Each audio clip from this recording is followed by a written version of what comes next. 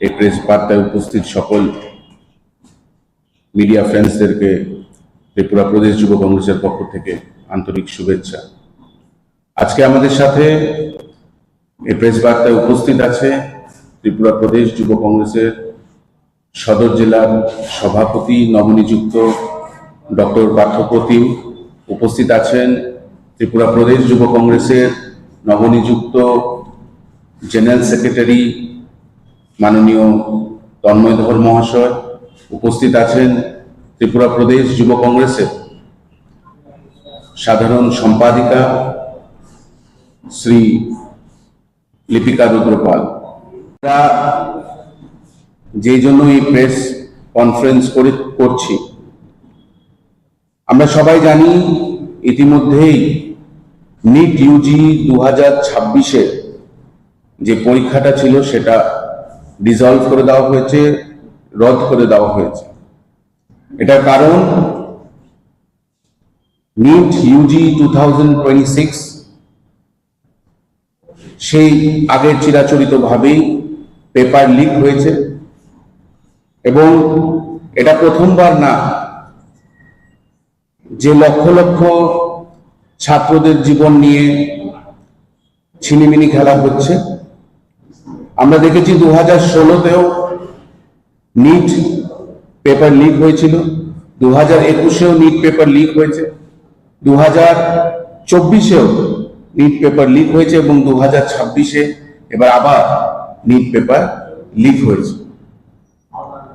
এই নিট পরীক্ষার দায়ভারটা মূলত এনটিএ ন্যাশনাল টেস্টিং এজেন্সির আন্ডারে থাকে এবং এই national testing agency ministry of এডুকেশনের আন্ডারে।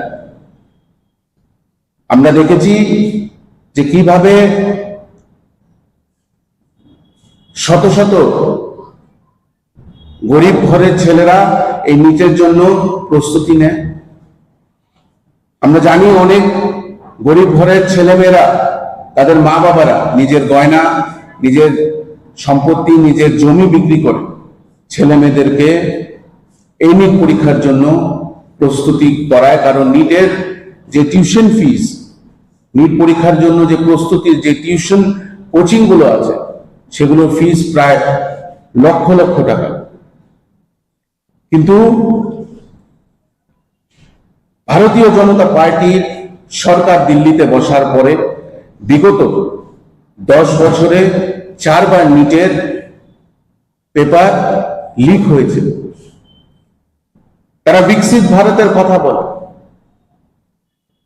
কিন্তু তারা একটা পরীক্ষা সুষ্ঠুভাবে নিতে পারে। তারা শিক্ষিত ভারত তো চেনেন না, তারা বিকশিত ভারতের কথা বলে। আমরা দেখেছি যে এই ন্যাশনাল টেস্টিং এজেন্সি নিয়ে আগেও প্রশ্ন উঠেছে। আমরা 2024-এও যুব কংগ্রেসের পক্ষ থেকে দেশব্যাপী আন্দোলন করেছিলাম, কিন্তু তখন পরীক্ষাটা ক্যান্সেল করা হয়নি এবং এই পেপার লিকের সঙ্গে কারা যুক্ত তাদের কোনো সূত্র আমাদের কাছে দেওয়া হয়নি। শুনেছিলাম তখন সিবিআইয়ের কাছে তদন্ত করার জন্য কিভাবে পেপার লিক হয়েছে সেটা হস্তান্তর করা হয়েছিল, কিন্তু তারপরে কোনো খবর সিবিআই তরফ থেকে জানানো হয়নি। আমরা দেখেছি যে খালি 2019-এ নিট ছাড়া 2019-এ 70-এর থেকেও বেশি পরীক্ষার পেপার লিক হয়েছে। এইভাবে তো যুবকদেরকে নিয়ে ছিনিমিনি খেলা যায় না। 22 লক্ষ স্টুডেন্টস 2026-এর 22 লক্ষেরও বেশি স্টুডেন্ট ডাইরেক্টলি এফেক্ট হচ্ছে। এখন তারা বলছে যে পরীক্ষা বাতিল, আবার নতুন সেন্টার দেওয়া হবে। মানে যারা গরিব তাদের আবার হেনস্থা করা, তাদের আবার সেন্টার পাল্টিয়ে দূরের সেন্টারে নিয়ে যাওয়া, আবার টাকা পয়সা খরচা। কিন্তু অবাক করার মতন ঘটনা, মিনিস্ট্রি অফ এডুকেশনের তরফ থেকে, এনটিএর তরফ থেকে কোনো বক্তব্য এখনো সামনে আসে না। কোন রকম পশ্চাতাপ তাদের মধ্যে দেখা যায় না। এবং আমরা দেখেছি যে পার্লামেন্টে রাহুল গান্ধীজি যখন বিস্কিট খায়, ন্যাশনাল মিডিয়ারা সেটাকে নিয়ে কত রকম ভাবে নিউজ করে। কিন্তু আজকে দেশের এরকম একটা অবস্থা,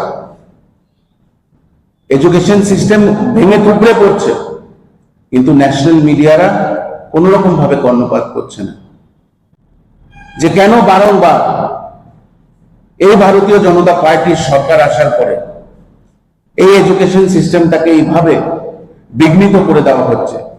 কেন এই বিকশিত ভারত, যেটা মোদীজি সবসময় বলে যে ভারতকে বিকশিত করার যে প্রচেষ্টা ভারতীয় জনতা পার্টির, সেই প্রচেষ্টার মধ্যে একটা পরীক্ষা নেওয়ার মতন পরিকাঠামো কেন এই ভারতীয় জনতা পার্টির কাছে নেই? আমরা ত্রিপুরা প্রদেশ যুব কংগ্রেসের পক্ষ থেকে তার তীব্র ধিক্কার জানাই। আমরা দাবি করছি অতি সত্বর যাতে এই এনটিএ, ন্যাশনাল টেস্টিং এজেন্সিটাকে ডিসলভ করে দেওয়া হয়। আমরা তৎসাথে এই মিনিস্ট্রি অফ এডুকেশনের যে প্রধান ধর্মেন্দ্র প্রধান, ওনার পদত্যাগ চাচ্ছি। এবং অতি সত্বর আমরা চাই এই দেশের প্রধানমন্ত্রী যেন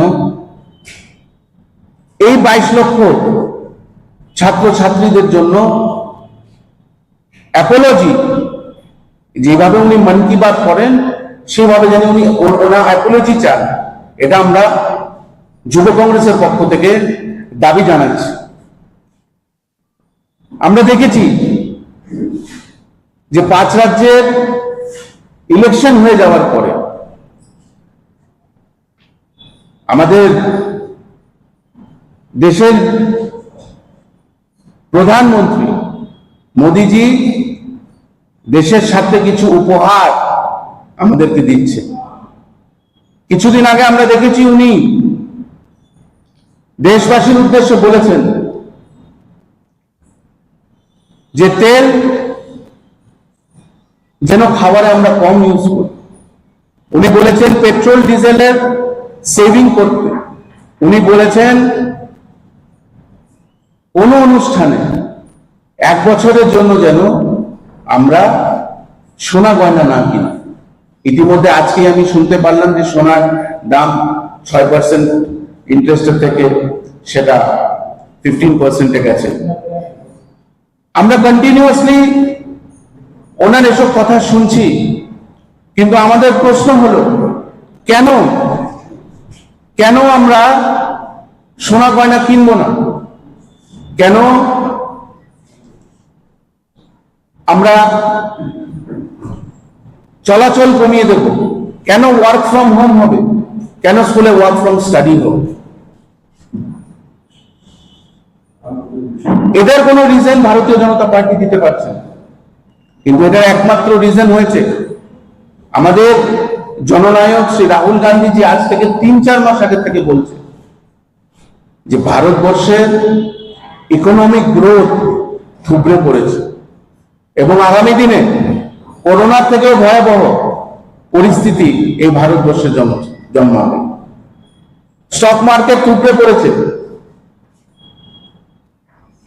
দুদিন আগে বিদেশি নিবেশ থেকে 11 ট্রিলিয়ন টাকা ইনভেস্টমেন্ট ওয়াইপ আউট করে নেওয়া হয়েছে। শেয়ার মার্কেট থুবড়ে গেছে। জিডিপির অবস্থা খারাপ। গ্যাসের দাম হু হু করে বাড়ছে। কিন্তু মোদিজি ট্রাম্পের পা চাটা ছাড়া কিছু করতে পারছে।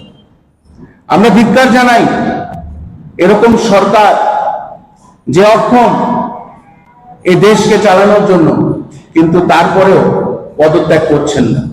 এডুকেশন সিস্টেমকে আবারও এইভাবে লাঞ্ছনা, এইভাবে পেপার লিকের দ্বারা এডুকেশন মাফিয়াদেরকে এগিয়ে দেওয়ার জন্য, এডুকেশন মাফিয়াদের পকেটে ইনডাইরেক্টলি টাকা কমিশন ঢুকিয়ে দেওয়ার জন্য বারংবার এই পেপার লিক করাচ্ছে।